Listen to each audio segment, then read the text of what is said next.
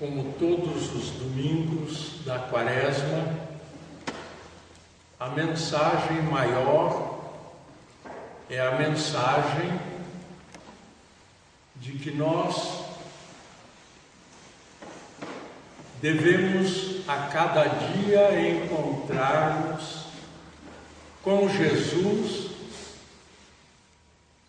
para que a nossa vida acrescente sentido a si própria.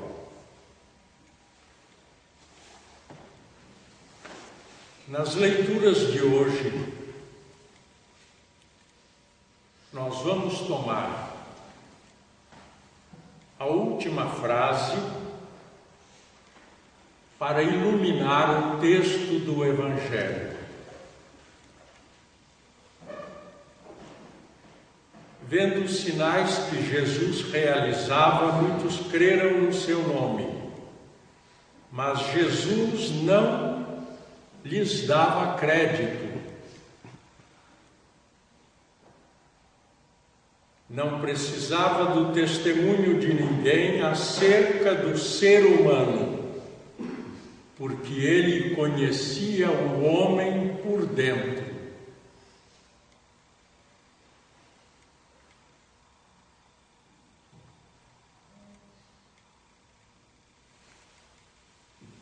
Vamos agora o sentido da mensagem. Naqueles dias, estava próxima a Páscoa dos judeus e Jesus subiu a Jerusalém.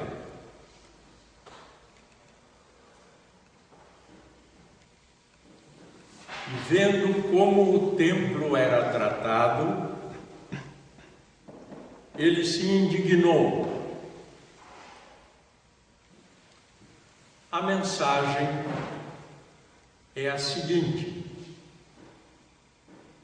todos nós, judeus, no Evangelho diretamente, e nós todos temos extrema dificuldade para entender o que Deus quis de nós ao nos criar.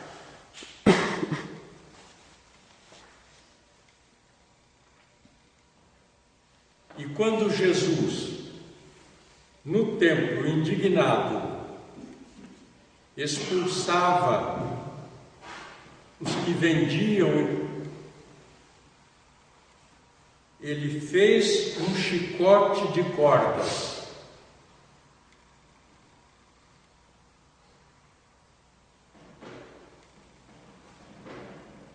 E o chicote de cordas é o sinal do nosso sofrimento,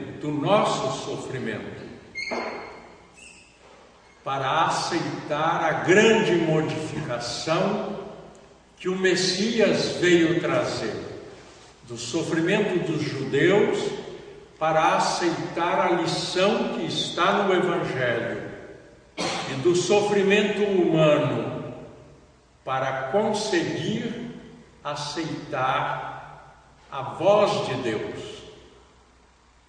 Nós sempre encaramos como renúncia qualquer passinho no nosso crescimento.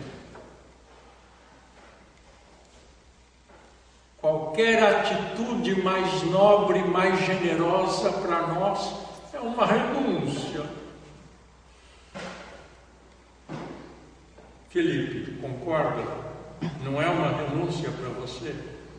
Quando sua mãe diz, larga o videogame. A internet é mais. É uma renúncia. Nós estamos sempre renunciando, somos os grandes renunciadores.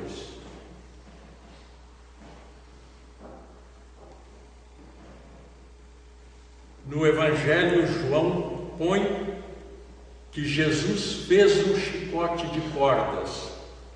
E o Edgar nós trocando ideias sobre a homilia de hoje, o Edgar me lembrava que Jesus não usou o chicote, ele apenas fez um chicote.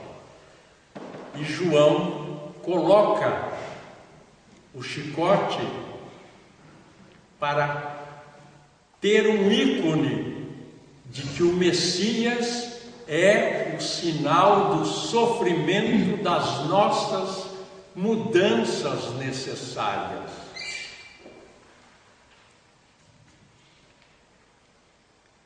Qual é a mudança difícil na realidade para os judeus? Quando Jesus fez aquele esparramo geral, eles perguntaram a Jesus: que sinal nos mostras para agir assim? E ele respondeu: destruí este templo e eu o reedificarei em 3 dias. E eles começaram um debate, garganta pura, conversa. Esse templo tem 46 anos de construção, não está terminado, e você o reconstrói em 3 dias. E João anota, ele falava do templo do seu corpo. Aqui a grande mudança, dolorosíssima para os judeus. O templo da aliança não era mais o templo de Jerusalém, era Cristo, o templo da aliança do Pai. Quando ele conversa com a samaritana, num outro evangelho que nós poderíamos ter lido hoje, Dia da Mulher, as senhoras esperavam este evangelho no Dia da Mulher, mas não, é este mesmo. Jesus fala: os verdadeiros adoradores adorarão em espírito e verdade. A grande mudança seria a mudança do templo. O Deus conosco era Jesus, não era mais a figura do templo de pedra. E para nós, qual é a grande mudança? A grande mudança é ter que aceitar na nossa vida que o centro que diz como nós seremos mais nós mesmos não é a nossa intuição, mas é a figura dele, a figura humana dele, que é a referência da nossa verdadeira identidade. Não para ser como ele, mas para ter traços característicos, atitudes características da humanidade dele. Não dele enquanto nasceu em Nazaré, não dele enquanto era filho de Maria, não dele enquanto caminhou na Palestina, não dele enquanto falava aramaico, não. Enquanto ele era uma figura pública, enquanto ele fez o que fez para que fosse válido para todos os humanos, para os outros, em nome do Pai, pelo Pai, em obediência ao Pai, principalmente para que o Pai fosse reconhecido e aceito como Pai de todos nós. Esta é a referência, o quadro básico que ele veio colocar novamente e que tinha sido perdido. Essa é a grande mudança, dificílima para nós.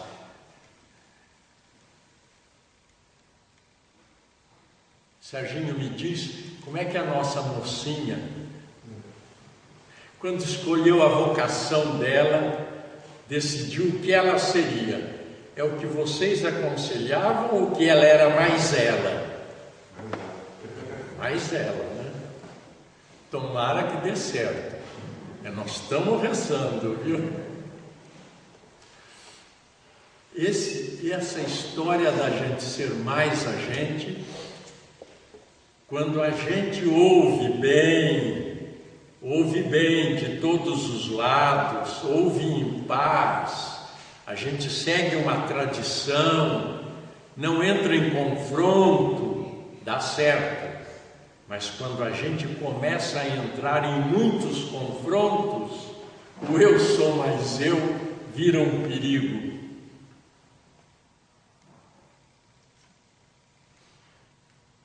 Senhor, eu sou mais eu, não. Eu sou mais humano quando eu sou mais igual. Quando eu sou mais igual, quando eu me entendo melhor. Pois bem, os discípulos, vamos continuar no nosso Evangelho.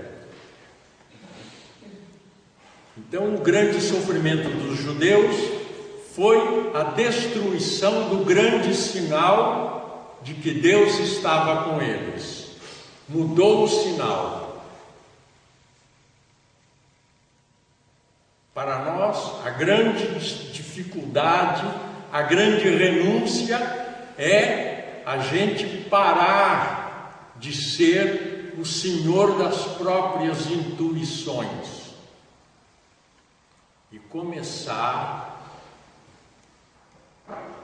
a aceitar que existem intuições melhores.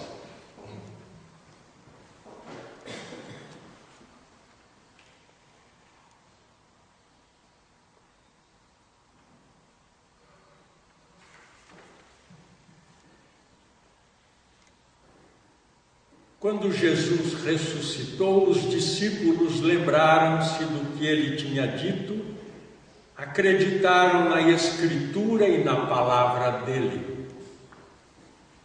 O que quer dizer aqui João? João quer dizer que os discípulos começaram a posicionar-se, melhor do que o verbo posicionar-se, começaram a espontaneamente a se sentir e a vivenciar a própria personalidade, ou melhor, a própria identidade, quando eles sentiam em si traços que lembravam Jesus. Eu estava tentando, na preparação do evangelho, da homilia de hoje, me lembrar alguma coisa para significar isto. Quando Pedro, depois da ressurreição de Cristo, estava com saudades de Cristo,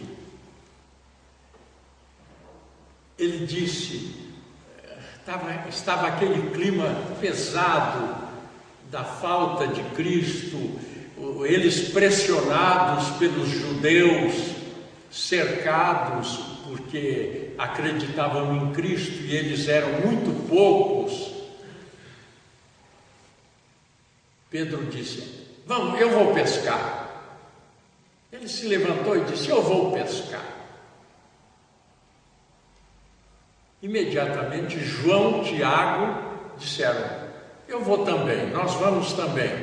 E os outros que nem eram pescadores, como Tomé, como Mateus, nem eram pescadores, não eram do ramo, e disseram, nós vamos também. Que crise de pesca deu em todos eles. Pedro conheceu Cristo pescando. João e Tiago foram chamados enquanto lavavam as redes com o Pai. Cristo morou em Cafarnaum e saía à pesca com eles. E durante a viagem de barco, ele conversava, ele convivia, ele passava a vivência para eles. E Cristo, como um mestre genial faz, mais do que falava, ele os fazia aprender na convivência dos valores dele.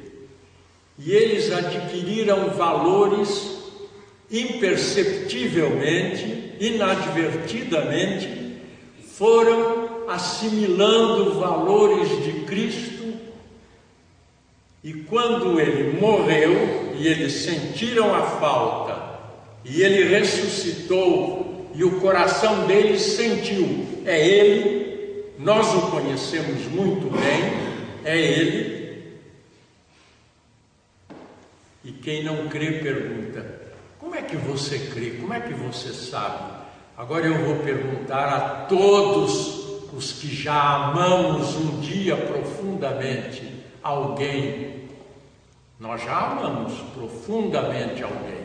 Não na nossa idade envelhecida, Otávio, só nós, né? Principalmente elas nunca envelhecem. Então o amor é sempre jovem. Sim, Romeu? Claro. Mas todos os que já amamos profundamente, nós sabemos que amamos, não sabemos?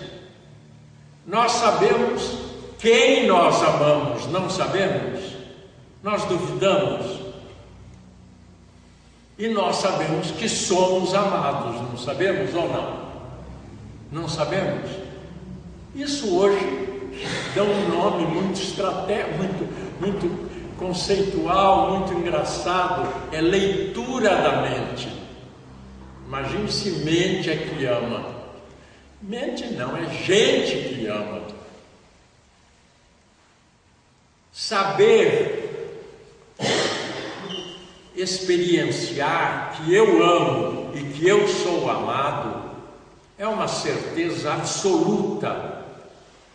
E não saber que eu amo e que eu sou amado é um autismo que se chama Asperger.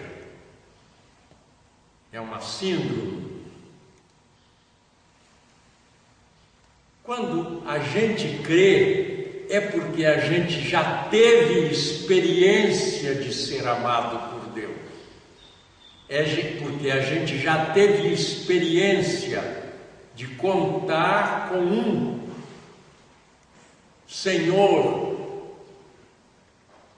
que nos guarda e nos protege, porque nos foi passada gradualmente a experiência de que esse amor existe, e um dia eu faço a experiência como minha.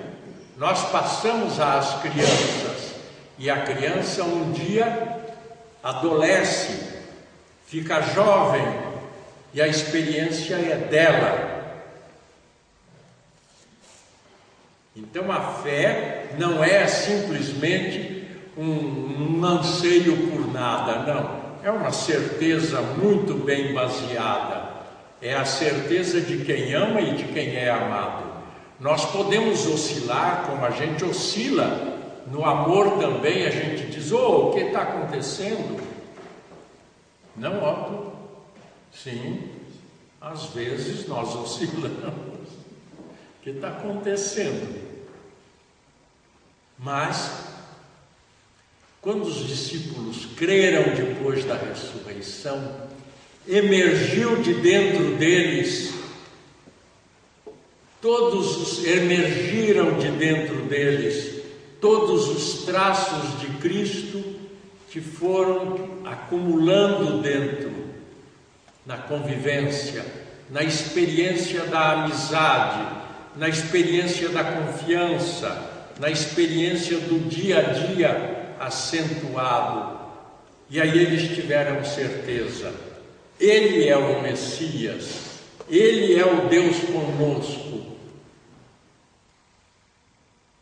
Agora vem a pergunta estratégica da hora que passou. Já passou, não passou?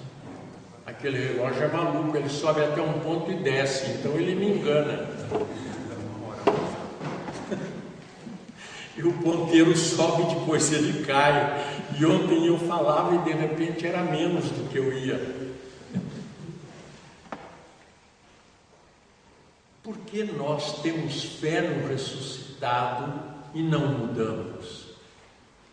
Porque ainda não conseguimos identificar em nós o quanto a imortalidade dele faz parte da nossa felicidade, o quanto ele ressuscitado faz parte da renovação de mim. É importante, é chave da nossa renovação. Para isso a gente tem que começar a prestar atenção que os nossos momentos de felicidade são voláteis, nós não conseguimos administrar esses momentos. Cristo administrava esses momentos, ele possuía os momentos dele, nele eram atitudes bem claras, bem possuídas. Ele era um humano integralmente ao modo do projeto feito pela Trindade, estabelecido pela Trindade. E ele possuía as próprias atitudes. E ele sabia comunicar as suas atitudes, e comunicava muito bem, e comunicou por emaranhamento, como fazem as mães com as crianças, quando ensinam a falar, quando ensinam valores. Os pais, quando ensinam trabalho aos filhos, quando ensinam que produzir é parte essencial da alegria de viver, Cristo sabia transmitir isto magistralmente. Nós precisamos começar a prestar atenção nisso. O que nós chamamos de felicidade, Cristo chamava de paz, mas é a mesma felicidade nossa. Essa sensação de estar em plenitude no ecossistema, no entorno, em si próprio. Isto é fugidio em nós, é volátil. Nós não sabemos repetir, nós não sabemos como. Os discípulos mataram a charada. Quando Pedro disse: vou pescar, ele sabia qual o gatilho para ativar. Ele sabia o que nele era gatilho para ativar uma atitude semelhante à de Cristo. E eles sabiam recomeçar. Eles pegavam o tom. Eles não eram desafinados como nós. Nós perdemos o tom. Eles pegavam o tom. Já falei demais. Eu espero que a gente preste um pouco de atenção nisso e saiba começar a buscar o tom em Cristo. Ele está disponível para nos comunicar isto. É só prestar um pouco de atenção. É só usar um pouco o jeito dele. É o balanço do barco. Sabe o marinheiro que anda pelo balanço do barco? Nós temos que andar no balanço até aprender o jeito.